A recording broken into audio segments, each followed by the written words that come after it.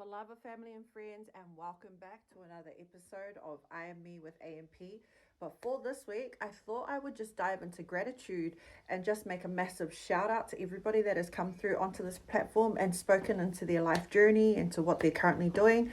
I wanted to say thank you, and I wanted to dedicate all these different snippets to you guys. And I hope everybody out there that's been watching I Am Me has been getting a bit of inspiration or a better understanding to everything that we're putting forward, because that is the purpose of this platform. It is to have people from all walks of life come through to inspire or to help you have a better understanding on what you may want to do with your future. But besides that, I hope you guys are having a blessed and beautiful Sunday, and that this coming week is going to be amazing and full of greatness. But love and light to you and your families. Personally, it's always different. Like, I think I remember the first time I performed with Royal Family in front of my family. That was like a big 100%. core memory for me, because they had obviously I'd moved away from Brisbane, but it's always that, like, you know, when you're moving away from home, you're taking that risk, but you also feel like you need to prove to your people and your tribe at home that you got this, why you moved. Yeah. And you know, they've been seeing me on the socials, but then the first time I performed with Royal Family in front of my family in Brisbane, then that was a big core memory for me, because I was like, I think I remember that. It was really important to me, and they loved it, and I was really emotional. But in terms of my personal dreams and goals, it would probably have to be dancing for Rihanna this year was epic. Yeah, it was just excuse my language, but what the F? Yeah. Alright, Justice, you have to tell us, what was it like meeting Riri? Man. Honestly, it's what anyone would probably think. I think a lot of the days when she was dancing and rehearsing with us, I had to pinch myself constantly. It just didn't feel real. It didn't feel like she was actually in the room, and it was crazy. And she's honestly so lovely. She's crack up, she's funny as, really chill, Down to earth. You can tell really she's humble. Yeah, she was just really appreciative of everyone that was obviously, because it was for her, and we've been putting in the hours. So she was just really compassionate to all of us. Okay, so how did you even come across this idea? What actually made you want to get into it? I don't know, I've always loved sneakers, and I've always loved art and painting, and I was kind of sick of seeing the same shoes. Correct. Out there. Obviously everyone has plain Air Force Ones, but I wanted to obviously change it up, and I've never actually customized a pair for myself. Wow. But I've always wanted just to experiment with shoes. Yeah, because how long have you been doing this for now? I started in 2019. Wow. But I've only done I started doing customs for clients last year, so 2022. 2022. And so if somebody was wanting to purchase so the customer will purchase the shoe, or do you purchase the shoe? So it depends. So if they want me to source the shoe, I can always do that. Cool. Otherwise they can supply the shoe. So sometimes I've had customers who have worn shoes before. Okay. And then I've customized those. I saw that on your Instagram. Yes. So just in terms of if somebody is wanting to come across you, right, and they want you to do something with a pair of their kicks, how much do you charge? Does it just depend on the pattern and how hardcore it is?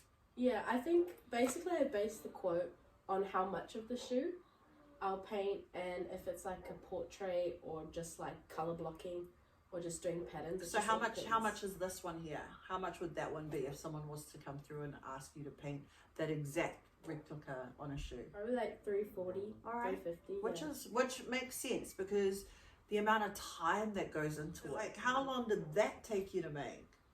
That took me because of busy lifestyle. Yeah, for sure. It took a day, all up.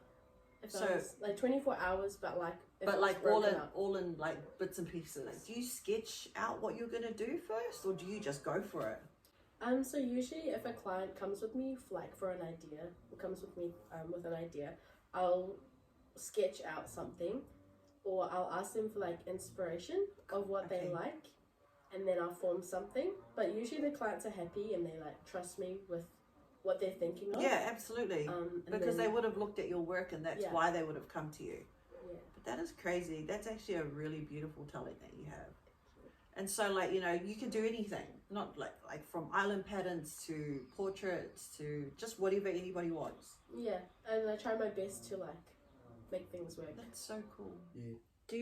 Have you guys come across some, like, you know, people that have come through from the community that have been a bit harder to train, and you've had to kind of maybe slow it down a bit more, or split the class up a lot for longer to be able to train them a little bit longer? You know? No. Okay. Or I feel like just like, you know, like people will come and try it, and maybe for some it may not be for some. Fair enough. Yeah. But I think also, and it goes back to like just like it being how it makes you feel, as opposed to like, you know, like, because like as you go along and you become consistent with it, it's like you may not get everything then and there, but you will take something from every class that is worth celebrating. Yeah, you know what I for mean? sure. So Yeah, totally. like whether it wasn't like that you hit the rock with it, or the 7 knees, or like a double tap knee or something, like that will come with time, but it's more about just giving yourself like the time to express yeah, and just like be Just you being and open-minded. Yeah, yeah, for even like that, the win is like making it to class. I think the I feel win. like I think the it's- win as well is actually getting out of your comfort zone and turning Yeah. up. Yeah, Yeah, because it's not easy. And no, it's not, Yeah. especially when you don't know anyone. Yeah, Exactly. exactly. Pure example, but I Yeah. did it because I was really wanting something for myself to help me be healthy and stronger. Yeah. And like these guys are like a vibe. I really, really like, I wanted to do this specific interview because I really feel like these guys have such a powerful notion on being able to help others. Like you guys you don't see, it's like when you have someone new look into something and you don't notice it, but you guys are really empowering. Yeah, like absolutely. I love what you guys do. I really do. And that's why I wanted to speak into this. Thank you so much. So like, you know, what is like one of the things that you guys are wanting to really get out of what you do within extreme hip hop? What are one of the things that you really want to take to the next level? I just want everybody to do it. Yeah, just Everybody, like, just give it a try. Like, you have nothing to lose. Like, exactly. Absolutely. Yeah. just try it. It can be a switch up for, like, if your cardio, switch it up instead of doing the treadmill or running around the block. Totally. Go bounce on the board, jump around on a board, and And the board's Get like yourself this to a high, class. guys. It's like so easy. it's literally like 7 centimeters It's off the doable, ground. man. Like it's so doable. Yeah. Yeah, but yeah, I think the main thing is just like hoping people just give it a try. Yeah, And especially our people. because the first step is just like Doing it. booking. Yeah, booking in, walking through the door. Like if you can do that, then that's So, like at the moment, you, as you said, you are in retail management, yes? Yes. So, would you be able to take us through your stepping stone of getting to that position within retail management? So, how did you start? Casual, part time, full time? Like, where did we start within that industry of retail? Yeah, I started as a casual. I remember it so vividly because it was I had applied for retail. Retail was like the cool kid. It was like the 100%. cool kids worked in retail, and I remember it. And it was always like, I'll be honest, like I wasn't always the typical look of what retail wanted at the time. I wasn't, and being Polynesian, at the time it wasn't, it was like a certain look, like For sure. tattoos weren't acceptable. And I'm not the smallest guy, and it's retail, it's all about image and all of that. So, yeah, I was hired as casual for a retail company, and it was a menswear store. Worked my way up into full time, and literally my growth within that company was so quick because I loved it so much. I think it was the passion. I loved it, and so um, it was hard because coming into a retail store with all these people older than you and had been there longer, and you came in and you did all of this amazing work and you climbed, and then eventually you worked my way up into store management. You had all these people older; they didn't want to listen to you, Yeah, for sure. and so they didn't make it very easy at all. And obviously being Polynesian, like you have to work a little bit harder just to prove yourself, and it's just the reality of it. Because, like you just said, you have to work a little bit harder being Polynesian. It can be quite disheartening, right? Yeah. So, 100%. what did you do to try and keep yourself focused to be able to be like, I've got this? Like, were there certain things that you did, or was it just your mind just like focusing in on the job and just trying to like not worry about anything else? To be honest, I think it was just my mindset. I didn't care about anything else. Like I loved working, and I think that was the key thing. I was just passionate about it. I really, really wanted to be in retail. And then when you're in it, you kind of just block it out. Like I didn't realize till I was older how much there was discrimination of certain things that management members would say. Trevor's not the look. They wanted me in certain stores, and to hear regional managers say like, "Oh, Trevor's not the look," or "He's not this and that," was disheartening. But you don't realize how all of that back in the days like really affect you today. Um, and like this might be too much information, but I'm mentally I'm not the strongest person. For sure. I've gone through my dark times, and yeah, it's hard. Like when you think about it now, like all of the struggles I have now, all of that stuff back then, which I didn't realize has played a huge part as to why I am the way I am today. And I've seen Trevor grow heaps. And you did mention, that your mental health, that it was very difficult to, Yeah, sometimes block it out, right? Because we're human and we feel. yeah. So, like, what were some of the things that you had to do to just get through a day? Like, Yeah. Oh my god. that's good. Yeah, like mental health, holy crap. Like it's been hard. Just mentally I was not expecting this.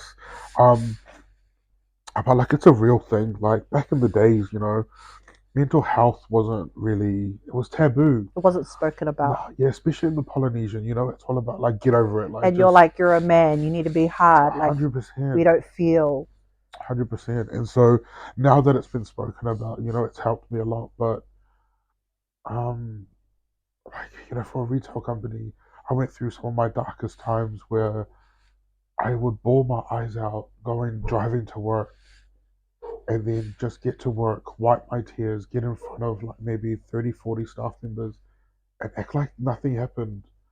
That was when it got really scary. And I went through a stage where I just wanted to end my life because yeah, I just mentally wasn't there, and I didn't know how to deal with it because I didn't know what was wrong with me. Yeah, because it's never Um, spoken about. yeah, and as I grow up now, it's just especially with mental health, it's not trying to not be. It's more like understanding that I'm not the same anymore, and it's just instead of trying to deny who I am, it's just learning how to cope with my feelings and how to manage it, and it's just knowing my Absolutely. triggers, and then because I was such a heavy drinker back then, I would black out every weekend. Just to block out all the Yeah, emotion. Being at school and then leaving school and going into, was it tourism that you're currently in? Yeah. How did you tell mum that you wanted to do that? Like, was it hard for you to express to your mum what you wanted to do, or were you quite confident? Oh, it was pretty hard. Um, Especially since she wanted me to go to uni Yeah. and pursue like nursing, which I kind of didn't want to do. I only said that because other people were looking, and I just had to like listen to my mom. Like I couldn't really do what I wanted to do. So yeah, and then I just decided that one day I just decided that enough was enough, and that I had to tell my mom that that's not what I wanted to do, and that fly attending was my dream job. Like, I'm proud of you for being able to speak up. So, when you did find the courage to do it, What was it like? Like, how were you feeling? No, it was a relief, a big time relief. That I was able to like finally speak to her about it. Um, whether she liked it or not, you know, I was able to come forward to her and tell her.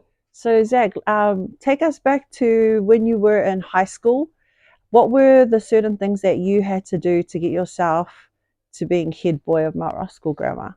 I think since I started high school, one of the main things that I knew subconsciously, and one of the things that I learned from my parents and my grandmother as well, was just to be myself and put God first and have a good set of habits for all parts of my life, and like physical well-being and mental well-being and praying and spiritual well-being, and making sure to just practice those things and know that those things were core to me just wanting to be a good person and how I should live my life, and not that being head boy was the goal, but that good things and fruitful things would come when I would just practice those good habits. Yeah.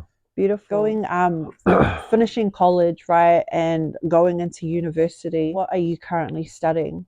I'm studying a Bachelor of Health Sciences at the University of Auckland. Beautiful. So, like, what were the subjects that you had to take in order to get into health science? So I took my last year. Biology? Biology, chemistry, economics, statistics, and geography. All right, And crazy. so they're all subjects that were, I think they were kind of level A, where if you kind of passed all your credits in those subjects, then you're like guaranteed the See, spot. Yeah. well, this is a good question to come out, right?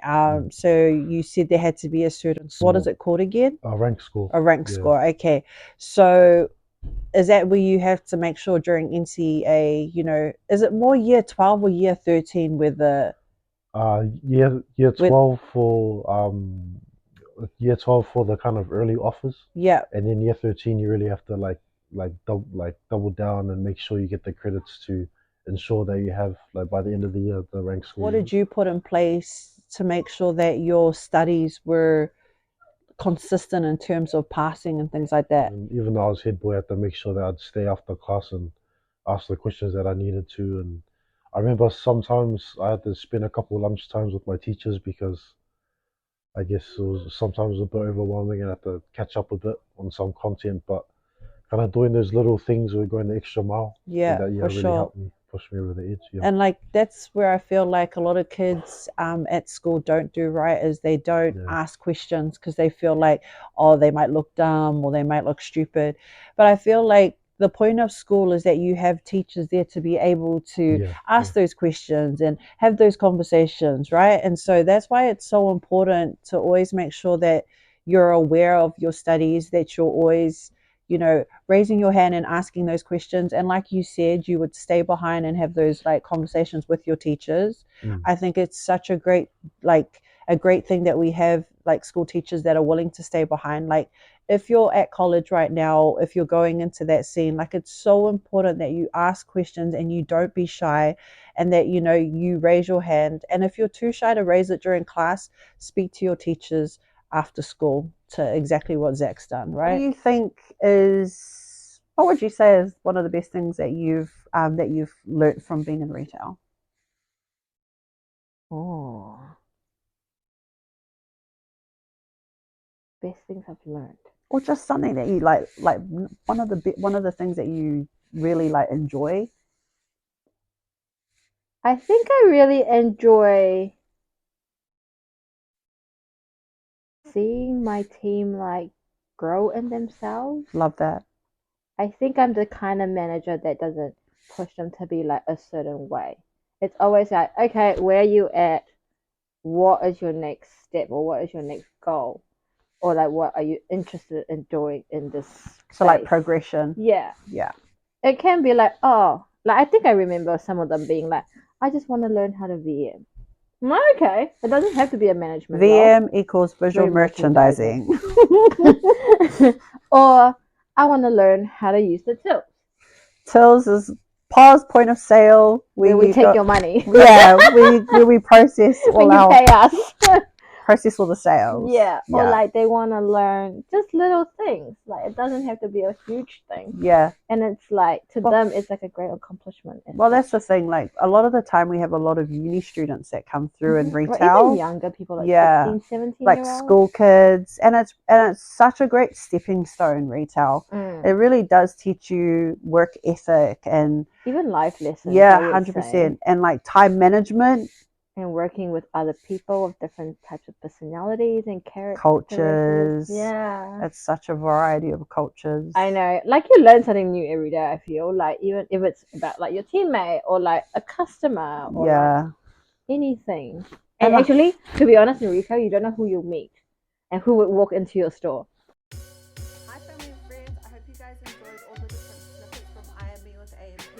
I will have to do a part 2 because I wasn't able to put all the different speakers that have come through onto that one episode. But I hope you guys are all having a blessed week. But to end this, I just want to speak into Mental Health Awareness Week and that how important it is to always be kind and to be good to others and to always have good intentions with what you put forward.